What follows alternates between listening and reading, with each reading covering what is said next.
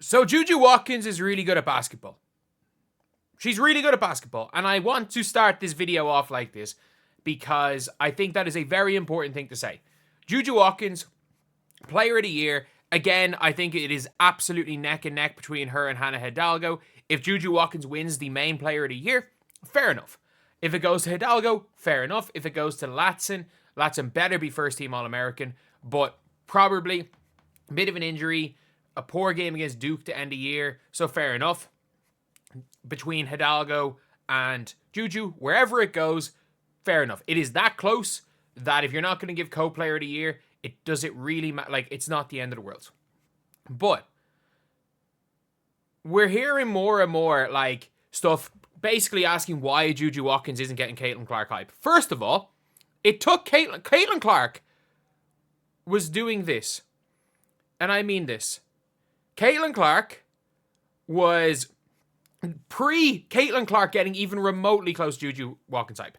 So, when Caitlin Clark first started really getting hype was in the 2023 season, when she went and had the 40-point triple-double against, she had back-to-back 40-point tournament games against Louisville, 40-point triple-double against Louisville, and 40-point game against the undefeated South Carolina, who no one had thought anyone had a chance of beating, and she had the game of her life, including WNBA. The two best games that Caitlin Clark's ever played as a basketball player were LSU in 2024 and that South Carolina game. So everyone was just obsessed with Caitlin Clark coming into the NCAA final.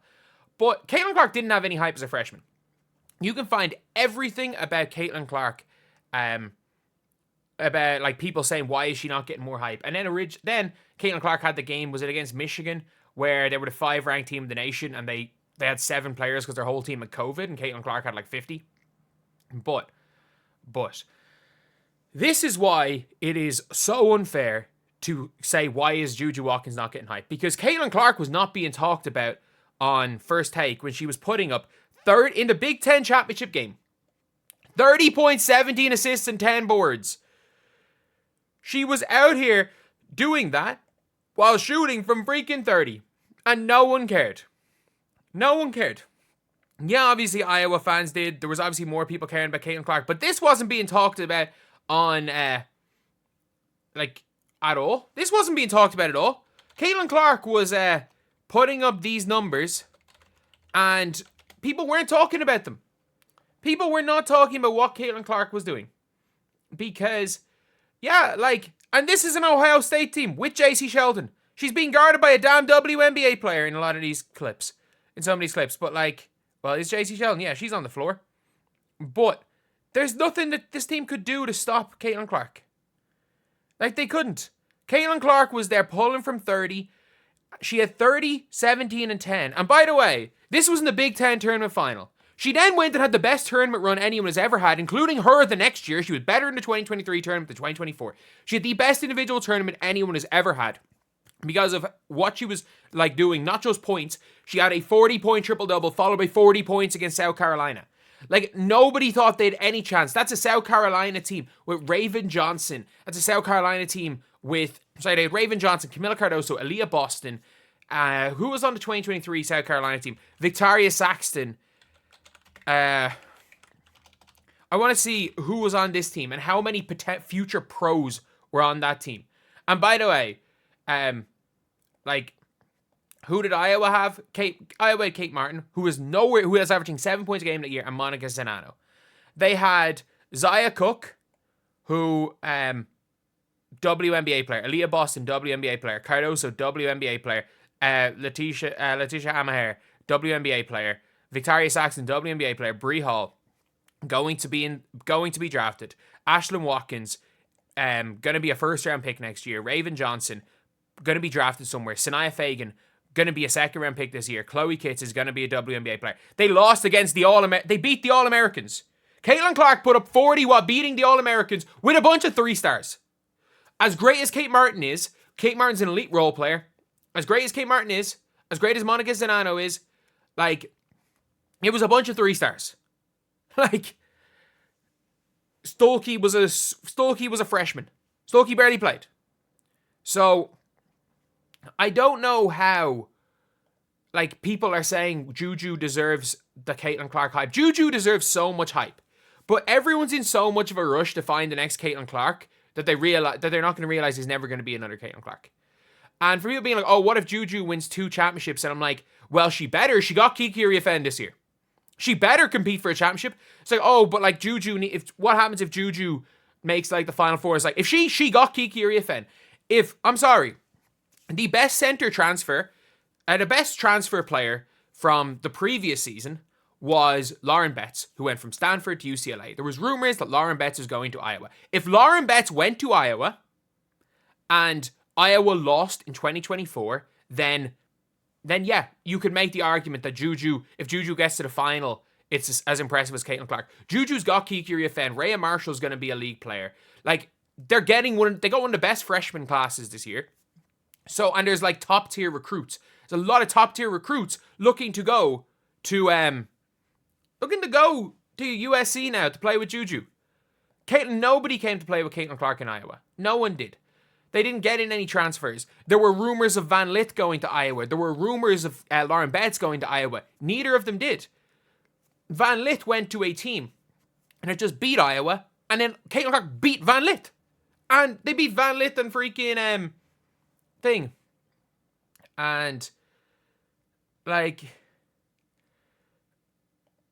yeah, it's just a mad situation. People are so, and the funny thing is that people are like, oh, Caitlin or Juju Watkins should be getting Caitlin Clark hype. Juju Watkins is getting Paige Becker's hype, which is through freshman year, Paige Becker's better than Juju. Juju much better as a sophomore because Paige Becker's injured. That is the thing. Juju Watkins is elite. And I mean this. Juju Watkins is absolutely elite. If Juju Watkins can get more consistent on the offensive end with what she does on the defensive end and become a much better playmaker, because right now she averages more turnovers than assists. If she can do those 2 things, if she can just become a more efficient offensive player and not just efficient scoring because of her efficiency with the ball, I think she takes a lot of dumb shots. Like she takes a lot of shots where she kind of makes the game almost hard for herself at times on the offensive end. And I don't know whether that's her the system that Lindsay Gottlieb's playing, which is just give the ball to Juju and see what happens, or whether it's just a case of she's playing with 2 inside bigs and she has to force tough shots, and maybe with more spacing she'll be better. But like, no, Juju Watkins, let's not get it twisted. Juju Watkins is one of the greatest prospects of all time. She is. Like, genuinely. Off the top of my head, like, again, whatever about the WNBA, which I've watched occasionally, I watched a lot of women's college basketball. Players in college that I remember being like this good, Brittany Griner. When I started watching, yes, Brittany Griner. Oh my God, like 2012, 2013. Yes, Brittany Griner, one of the greatest prospects of all time. Breanna Steward. And as great as Angel Wilson was at South Carolina, I was not as hyped about Asia as I was about Stewie or I was about Griner. Elena Deladon in that same year as Griner is probably up there, to be honest. Like, obviously, like I was, like, yeah, I'll put Deladon in there. Angel Wilson obviously has the potential to be the GOAT of all time, but I'm not putting her in that at least 19-year-old, 20-year-old prospect. But she'd be in that kind of next tier. Like, Angel Wilson's above. Ironically, I don't think they talked about Angel Wilson as that much higher, in that much higher regard as Aaliyah Boston when they were in college. After that, Sabrina, no. She's better than Sabrina was in college. As much as Sabrina had the hype, it was Kobe hype more than it was her game hype. As much as she had some hype, she wasn't quite as hyped. Paige Beckers is a freshman, but that hype kind of fell. And obviously Caitlin Clark. But Caitlin Clark's on another level. There is a world, by the way, where Juju Watkins is a better basketball player than Caitlin Clark. When it's all said and done. Juju Watkins is 6'2". She's got the size. But I'm sorry, if we're just judging by size and just looking at a player, I'm sorry, like Ryan Howard, like Juju Watkins is just better, is just the evolution of Ryan Howard. So, like not that we've seen Juju before. Juju's a better version of Ryan Howard, but we've seen a similar player. There's never been a Caitlin Clark. Caitlin Clark is, imagine if Sabrina Ionescu was just bigger, better at shooting, shot from further out, was a better playmaker, was faster, played with a higher motor, and, like, ironically, Caitlin's a better defender than was a better defender than Sabrina. It would be like Sabrina, but so much better at absolutely everything. But yeah, like, that's the thing. Everyone's so quick. Everyone wants that new conversation to have. And there's always going to be the comparisons to Caitlin Clark. But let's not do this in a, oh, why is she not being hyped like Caitlin Clark? Because that's the dumbest way to make the argument. Because it took Caitlin Clark literally putting up 40-point triple-doubles in the playoffs before anyone talked to her. Juju Watkins went on like an 8-game stretch this year in conference play, shooting like 30% from the field. And I'm not sure if it was quite 8 games. But like, Caitlin Clark last season averaged what? Like 6 more, or she averaged like 8 more points per game than Juju did this year on barely more shots, on way better efficiency. And like, I understand like Juju shot more free throws. And Juju had the Juju whistle. Let's not forget that. She had the greatest whistle I've ever seen in college basketball. And it's weird because there were games where Juju was getting hacked and nothing was being called, but then there were games where she just, the amount of and one fadeaways where no one went near her, she had the Angel whistle. So, yeah, like, it's not even, there's a Grand Canyon-sized gap in their defense, but there is a Grand Canyon-sized gap in their offense. And the amount of people are like, oh, but look at the counting numbers. Juju averages X amount more points. And I'm like, dude, Caitlin Clark is a system. You can surround Caitlin Clark with 3 stars. Caitlin Clark has proved that you can surround her with 3 stars and she can take you to back-to-back championship games. Juju Watkins is being surrounded by, like, by someone who was expected to go number 2 in the WNBA draft this year in Kiki Iriafen. You've got elite freshmen, like, what was it, 2024 ESPN 100. Like, they got some really, really nice elite freshmen this year. And, like, Kennedy Smith is a 5-star. So, she's playing with multiple 5-stars. If Juju Watkins does not win the championship, then there are conversations that have to be had. If she can win it all, in year 2, conversations can start. If Juju Watkins shoots close to 50% and 38 from three next year, and has her team in a championship game or wins next year, while she has got a couple of 5-stars surrounding her, then we can start the conversations. Because again, they've got the number 3 recruit next year. And they might get the number 1 recruit as well next season. And if she can go and if she can pull out a carry job like Caitlin Clark, we can have these conversations about hype. Or if she starts putting up 40-point triple doubles in the tournament, then we can have these conversations. But until then, Juju is just a player with unlimited potential and somebody who is a complete reason to watch women's college basketball.